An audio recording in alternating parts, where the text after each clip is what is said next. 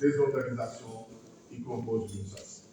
Une responsabilité très lourde, vous l'avez appelé, je pense que le Congrès va s'assumer dans la responsabilité également, pour préserver ce legs qui n'est pas le nôtre, c'est le legs de toute une nation. Et donc toute la nation nous regarde comme brûlés au feu pour dire d'où est-ce qu'ils vont, par où ils vont sortir pour continuer le travail de Mme Basso. Mais Dieu est grand, on a bon espoir. Nous avons avec nous également la présence de Chakmo de la Couture, qui est aussi un partenaire de l'UNSAS. Merci pour votre présence. L'UNSAS, c'est un élément d'un grand groupe, la coalition des centrales syndicales sénégalaises affiliées à la CIX. C'est 5 organisations, la CNTS, la CSA, c'est aussi l'UNETS, la CNTS FC, l'UNSAS. 5 organisations au nom desquelles un homme va parler, qui a d'ailleurs été, l'est encore, coordonnateur de ce drame. Modidio, au nom de la coalition des centrales syndicales affiliées à la CIX.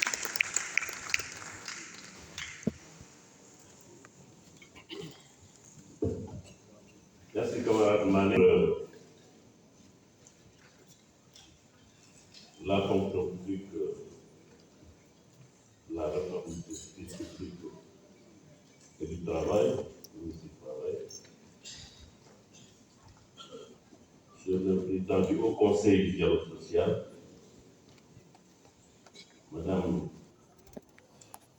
monsieur le représentant du pays, camarade Herbert, camarade secrétaire président du LPF, notre frère Kadir, camarade secrétaire général de l'UNSAS, M. Rivet, mesdames, messieurs les membres du BEN, de l'UNSAS, camarade secrétaire général des centrales syndicales, membre de la CIC,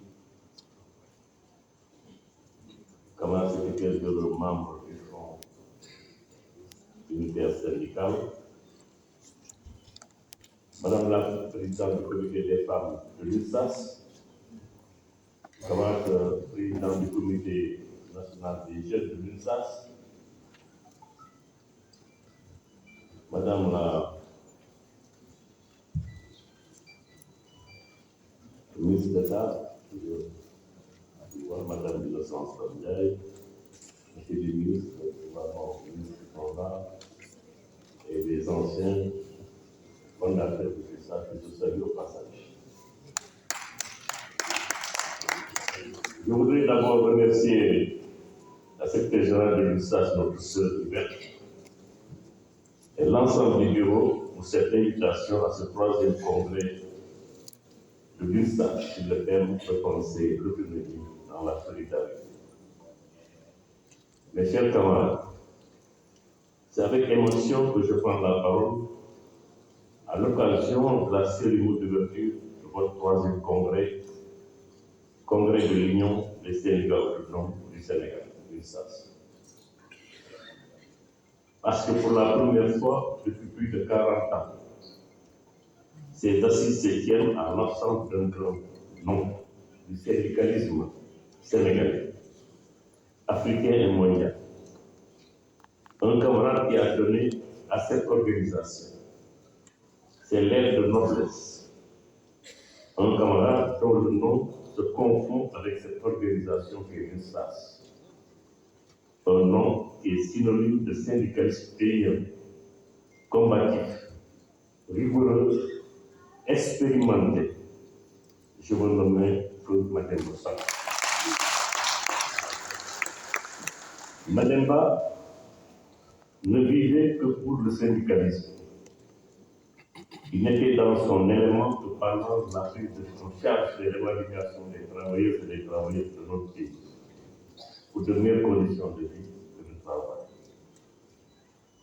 Pendant 4 décennies, il a participé à toutes les luttes pour l'émancipation des travailleurs et des travailleuses, les et social pour le travail à travers les luttes menées par l'intersyndicale et aujourd'hui avec la coalition des confédérations syndicales sénégalaises, dans laquelle nous avons partagé les mêmes points de vue pour un syndicalisme de conquête.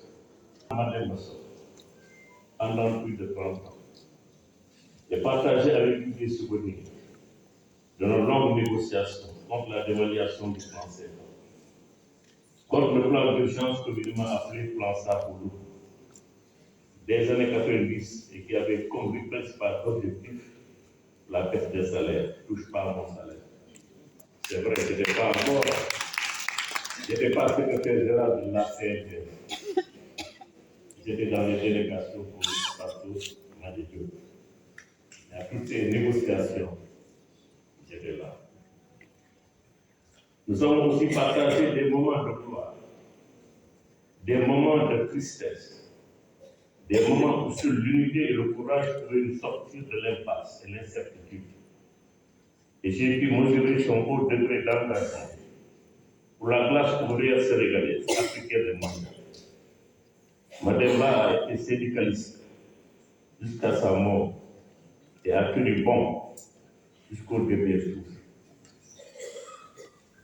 J'ai parlé avec lui avant son départ en France. Et je lui ai envoyé un dernier message qu'il n'a pas répondu, alors qu'il était sur son livre de temps. Nous n'étions toujours pas d'accord sur certains points. Nous avions une rivalité, mais cette rivalité est une rivalité civilisée. Il avait la grandeur de transcender nos divergences pour nous permettre de nous retrouver autour de l'essentiel, c'est-à-dire le bonheur des travailleurs. J'ose espérer que son héritage sera préservé et que la nouvelle équipe s'inspirera des qualités de Gagne Sok qui a tout donné pour l'État. Et sur les inquiétudes formulées par le président du Haut Conseil du dialogue social, je reste persuadé et convaincu que l'UNSAS continuera à faire dans l'unité et la solidarité. L'UNSAS survivra. L'UNSAS restera debout. L'UNSAS continuera donc de grandir comme par le passé. Parce que vous avez une organisation qui a marqué l'histoire du mouvement syndical sénégalais. Aujourd'hui, là où je suis, je demande confiance. Et quelles que soient les difficultés, les camarades de l'UNSAS seront ensemble pour bâtir encore une organisation plus forte, plus engagée, plus autonome.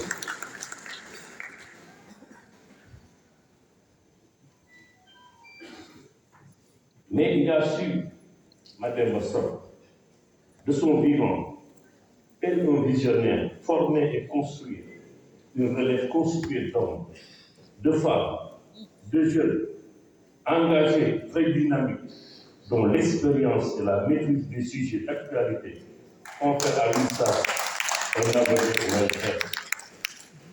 Je voudrais à ce propos rendre un vibrant hommage à la camarade Yvette Keïta, qui a eu la lourde charge de continuer le travail d'un timonier du mouvement syndical.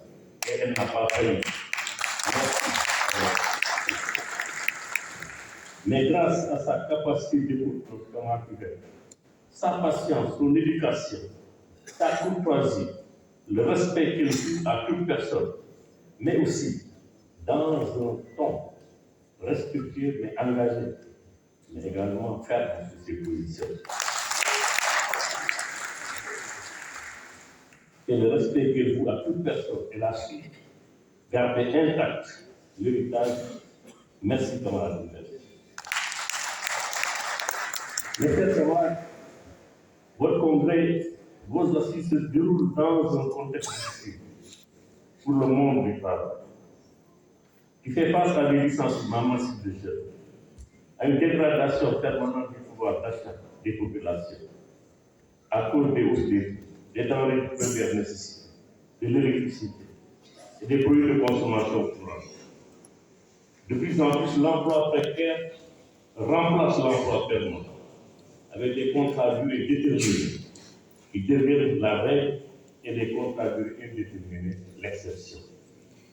Un contexte marqué par le ralentissement de l'activité économique dans plusieurs secteurs d'activité, d'où des menaces de perturbation de la paix sociale, alors que nous venons tout juste de nous engager dans un pacte de stabilité sociale pour une croissance inclusive et durable et beaucoup d'espoir quant à l'amélioration des conditions de vie et de travail. La décision des autorités américaines d'augmenter les droits d'étoiles de nombreux produits sans compter l'instabilité dans la sous-région, la guerre en Ukraine, les conflits au Proche-Orient et au Moyen-Orient, la crise de la dette et le surendettement. Autant d'obstacles qui doivent nous obliger à l'unité et à la solidarité pour des syndicats forts, capables de constituer un contrepoids à l'adoption de politiques néolibérales ou d'austérité. La mise en place du Front syndical de défense du travail participe à cette volonté des organisations syndicales d'anticiper la riposte. Nos différentes prises de position ont eu un écho favorable sur la convocation pour la mise en place des comités de pilotage du pacte. Je voudrais ici, encore une fois, demander au ministre et au président du Conseil social d'être notre interprète auprès de toutes les autorités de la République pour leur dire que les syndicats attachent un prix fort à la satisfaction des revendications essentielles contenues dans l'engagement.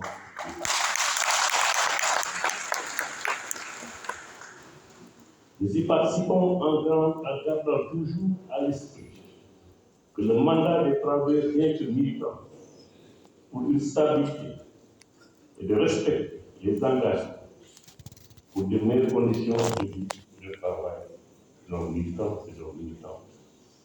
Les assises du 3e congrès de l'USAS nous offrent l'occasion de passer encore un appel à l'unité et à la solidarité de tous les travailleurs et les travailleurs pour que les intérêts de la classe ouvrière de notre pays, le Sénégal, soient sauvegardés. Vive l'USAS, vive la solidarité syndicale, je vous remercie de participer à votre travail.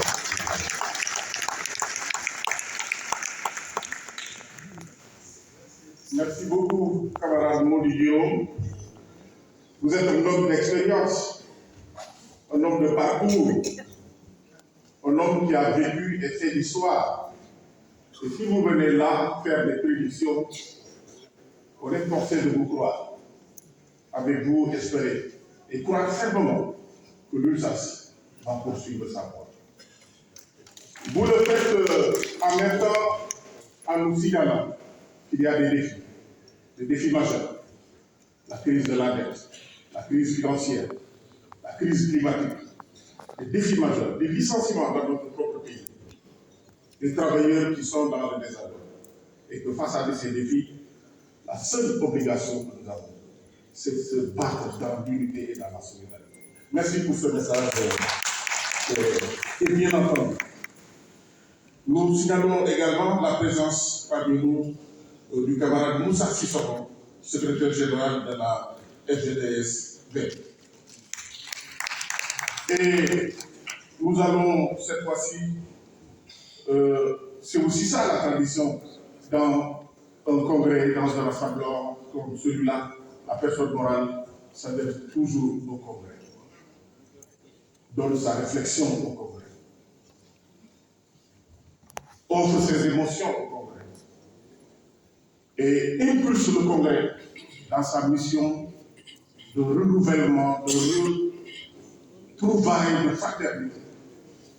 Nous sommes arrivés à ce moment et nous donnons la parole à la camarade secrétaire générale intérimaire, la camarade Marie-Yvette Keita.